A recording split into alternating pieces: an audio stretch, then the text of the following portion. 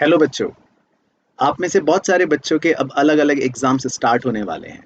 Class 12th के बच्चों के सीबीएसई के एग्जाम्स, सीए फाउंडेशन के जून अटेम्प्ट एग्जाम्स, इसके अलावा एंट्रेंसेस सीयूईट या सीए इंटर के एग्जाम्स। तो जितने भी बच्चे एग्जाम्स की तैयारी करते हैं, तो एग्जाम से 1 या 2 महीना पहले एक नर्वसनेस, एक एंजाइटी उनके मन में हो ही जाती है। तो आज इस वीडियो के अंदर मैं कुछ ऐसी इंपॉर्टेंट चीज़ें आपके साथ डिस्कस करूंगा या कुछ ऐसी अपनी फीलिंग्स आपके साथ शेयर करूंगा, शायद जो आपकी हेल्प करेंगी आपके एग्ज़ाम के फियर को कम करने में। और कुछ ऐसे टिप्स भी आपको दूंगा जो आपके एग्ज़ाम में मदद करेंगे आपके मार्क्स को इंक्रीज करने में। तो इस वीडियो को पूरा एंड तक ध्यान से देखना।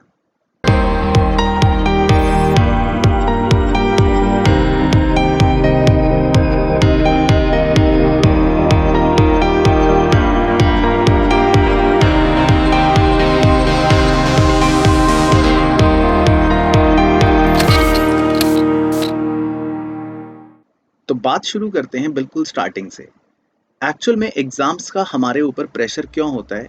क्योंकि हम सबसे पहले ये सोचते हैं कि अगर मेरे एग्ज़ाम में मार्क्स अच्छे नहीं आए या मैं किसी कारणवश फेल हो गया या नंबर कम रह गए तो क्या होगा? ये जो फ़ियर ऑफ फेलियर हमारे अंदर बसा होता है, ये कई बार हमें अच्छा परफ़ॉर्म करने से रोकता है। तो हर स्टूडेंट को सबसे पहले मैं ये बोलना चाहूँगा कि जो हमारे अंदर ये फ़ियर ऑफ फेलियर है या फ़ियर ऑफ रिज़ल्ट है, उसको आपको दूर भगाना है। उसके बारे में आपको बिल्कुल भी नहीं सोचना है, क्योंकि जब-जब आप अपने रिज़ल्ट के बारे में सोचेंगे, आपकी प्रिपरेशन खराब होगी और आप अपने प्रिपरेशन के टाइम को नष्ट करेंगे रिज़ल्ट के बारे में सोचने में। तो इसीलिए कभी भी अपने रिज़ल्ट के बारे में आप ना सोचना और आज से ही ये रिज़ल्ट के बारे में बिल्कुल सोचना बंद कर देना। सिर्फ़ अपने काम पर, अपने प्रोसेस पर भरोसा करना। डेली ये सोचना कि आज मुझे जो करना है मैं वो करूँगा। मैं ये नहीं सोचूँगा कि उसका रिज़ल्ट क्या आने वाला है। दूसरी इंपॉर्टेंट चीज़ ये कि अब इस पॉइंट ऑफ टाइम पर आकर हमारे लिए फ़ोकस रहना बहुत ज़रूरी है। यानी कि अपने टारगेट को बिल्कुल ऐसे देखना है हमें कि ढीठ बन के, एक भी दिन, एक भी क्षण हमारा टारगेट हमारी आँखों से हटना नहीं चाहिए। पागल बन जाओ उसके पीछे। अपने दिमाग को बेवकूफ़ बनाना सीखो, क्योंकि मैं आपको फैक्ट बताता हूँ, ये माइंड बहुत शातिर होता है। ये आपको हमेशा उसी चीज़ की तरफ धकेलता है जो आसान होती है और जो शायद आपको लॉन्ग टर्म में फ़ायदा नहीं देगी। लेकिन जब आप इसी माइंड को बेवकूफ़ बनाओगे, उसको ये बोलोगे कि मैं तेरी बातों में नहीं आने वाला और मैं बिल्कुल वही काम करूँगा जो मुझे पता है मेरे टारगेट तक मुझे पहुँचाने में हेल्पफुल रहेगा, मैं वही करूँगा। तो आपको इतना फोकस, जिसको बोलते हैं लेजर शार्प फोकस, वो रखना पड़ेगा और अपने माइंडसेट पर काम करना पड़ेगा। अपने अंदर एक विनिंग एटीट्यूड लेकर आना पड़ेगा। आपको चुनौतियों से घबराना नहीं है। आपको ये नहीं सोचना कि इतना सारा सिलेबस है, मैं कैसे कर पाऊंगा, इतने सारे क्वेश्चंस की प्रैक्टिस मैं कैसे कर पाऊंगा, अब मैं सारा पढ़ नहीं सकता, ये चैप्टर मैंने छोड़ दिया है, पेपर मुश्किल आया तो क्या होगा। आप सारे चैलेंजेस को इकट्ठा कर लो।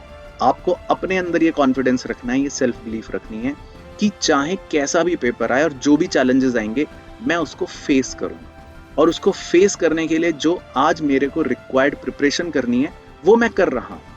ये चीज़ आपको कॉन्फिडेंस देगी, क्योंकि मैं आपको फैक्ट बताता हूँ, जब आप एग्जामिनेशन सेंटर में बैठते हो तो सिर्फ आपका एक कॉन्फिडेंस ऐसा चीज़ होती है जो आपको बचाती है या बर्बाद करती है। अगर कॉन्फिडेंस नहीं रखा अपने ऊपर, तो एग्ज़ाम से पहले आप घबरा जाओगे और एग्ज़ाम आपका पक्की बात है खराब होगा।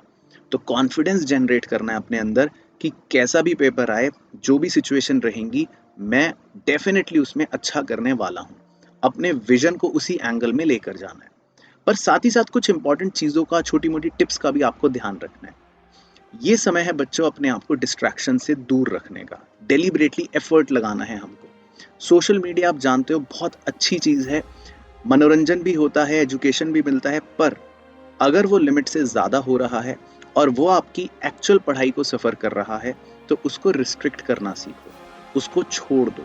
सुबह उठते ही कूद के अपना बंदर की तरह मोबाइल पकड़ा, चलो देखो व्हाट्सएप किसका आया है, चलो देखो कि इंस्टाग्राम पर मैसेज किसका है, इसको बंद करो। रात को ये सोच के सो कि कल सुबह मैं 11 बजे तक मोबाइल फ़ोन देखूंगा ही नहीं। रख दो उसको दूसरे कमरे में, स्विच ऑफ करके रख दो। थोड़ा सा करके तो देखो, क्योंकि ये चीज़ें आपको मदद करेंगी। एग्ज़ाम का टाइम है, 1 महीने की बात है, उसके बाद करते रहना, कौन पूछ रहा है। क्योंकि देखो, आपके पुराने एफर्ट्स कोई नहीं देखेगा, आपका रिजल्ट ही लोग देखेंगे। और अनफॉर्चुनेटली जज भी उस बेसिस पर करना शुरू कर देंगे। मैं ये नहीं कहता कि एग्जाम के मार्क्स ही सब कुछ है लाइफ में, पर अभी तो है ना, अभी तो इम्पोर्टेंट है ना। अगर आप आज की किसी इंपॉर्टेंट चीज को भी इंपॉर्टेंट नहीं समझ रहे हो, तो इस बात की क्या गारंटी है कि जो आप बड़े बड़े सपने देखते हो आगे चलकर ये बनना है वो करना है, उनको तब सीरियसली लोगे? क्या पता तब भी यही कैजुअल अप्रोच रखो। तो आज आपके लिए इंपॉर्टेंट है पढ़ाई करना, अच्छे मार्क्स सिक्योर करना, या एटलीस्ट अपने लिए बेस्ट प्रिपरेशन करना, तो वो करो, उस पर फोकस करो। अब बता देता हूँ दो तीन इंपॉर्टेंट बातें जिसका ध्यान रखना है।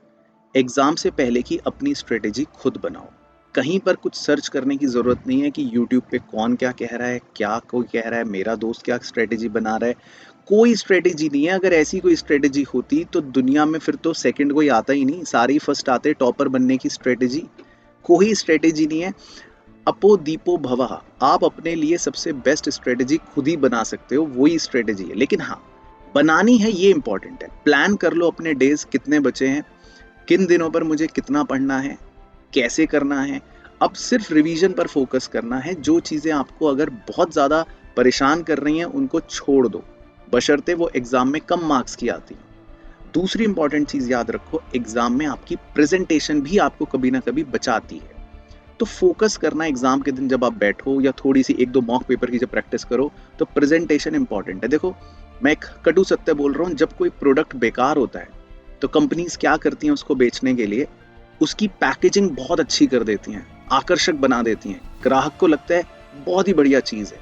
तो ऐसे ही आपको अगर अपने आंसर को आकर्षक बनाना है, हो सकता है आपके आंसर के अंदर की क्वालिटी कम अच्छी हो, एक दो सेंटेंस ऊपर नीचे हो गए, वर्ड्स खराब हो गए, लेकिन उसकी पैकेजिंग ऐसे करो, यानी प्रेजेंटेशन ऐसे करो कि एग्जामिनर प्रभावित हो जाए। तो उसके लिए आप थोड़ा सा काम करो, कोशिश करो, एक मॉक पेपर सॉल्व करो अपनी बेस्ट प्रेजेंटेशन के साथ। देखो कि मैं फॉर्मेट सही बना रहा हूँ कि नहीं, आंसर की क्वालिटी दिखने में कैसी लग रही है, फॉन्ट साइज सही है कि नहीं, अंडरलाइनिंग, ब्लॉक्स, हाईलाइटिंग, जो भी आपको लगता है कि अच्छी प्रेजेंटेशन करने के लिए फ्लो चार्ट्स, डायग्राम, शेड्यूल बनाने हैं, वो सब चीज़ों की प्रैक्टिस करो। ये चीज़ें एग्जाम में आपके थोड़े से मार्क्स को बढ़ाने में मदद करेंगी। And last but not the least, last in 30 दिनों में, 20 दिनों में, 10 दिनों में अपनी हेल्थ का थोड़ा सा, मतलब लाइफस्टाइल का जरूर ध्यान रखना। ऐसी चीजें खाओ, हेल्दी फूड खाओ, घर का खाना खाओ जो आपको फिट रखें, एटलीस्ट इतना स्टेबल रखें कि आप एग्जाम के प्रेशर को हैंडल कर सको, मेंटली भी एंड फिजिकली भी। और उन चीज़ों का सेवन ज़्यादा करो जो आपको एक्टिव रखें। अपने डाइट के अंदर फ्रूट्स ज़रूर इन्वॉल्व करो, पानी है तो नारियल पानी इन्वॉल्व करो, और अपनी एक बैलेंस्ड डाइट लेकर चलो। घर का खाना खाओ, बाहर की ज़्यादा इस समय कोई भी चीज़ आपको खाने की ज़रूरत नहीं है। जितना आप अपनी हेल्थ का, माइंड का ध्यान रखेंगे, ब्रेन को एक्टिव रखेंगे, ये सब छोटी छोटी बातें आपको एग्जाम में ओवरऑल फायदा देती हैं। तो एग्जाम की प्रिपरेशन के लिए इन सब बातों को ध्यान रखना। और अल्टीमेटली जाने से पहले बोल रहा हूँ, आप कर सकते हो, ये कॉन्फिडेंस अपने अंदर रखना। बड़े से बड़ा पर्वत भी अगर किसी ने हिलाया है तो वो सिर्फ एक कॉन्फिडेंस की वजह से हिलाया, क्योंकि उसको अपने ऊपर विश्वास था, एक सेल्फ बिलीफ थी कि मैं ये कर सकता हूँ। अगर वो सेल्फ बिलीफ नहीं है आप में, या पहले दिन ही आप अपने कॉन्फिडेंस को कम लेकर चलोगे कि पेपर मुश्किल आने वाला है, मेरे से तो नहीं होगा, तो फिर वाकई में नहीं होगा। आपको उल्टा सोचना है, दिमाग को इतना बेवकूफ बनाना है, इतना बेवकूफ बनाना है कि वो भी आपका कायल हो जाए, वो भी सोचे कि यार ये बंदा जो है, इसको मैं बेवकूफ नहीं बना सकता, ये तो बहुत स्ट्रांग डिटर्मिनेशन के साथ काम करता है। बस 1 महीने की बात है, लग जाओ, जुट जाओ, कुछ भी मत सोचो, क्योंकि उसके बाद जब रिजल्ट आएगा और आपको जब अपनी मेहनत का जो फल मिलेगा, उसको आप लाइफ लॉन्ग एंजॉय करोगे। आपके पेरेंट्स आप पर इतना प्राउड फील करेंगे, इतना प्राउड फील करेंगे, वो खुशी दुनिया की किसी भी दौलत में नापी नहीं जा सकती। तो मेरी तरफ से आपको बहुत बहुत बेस्ट विशेस आपके अपकमिंग एग्जाम्स के लिए।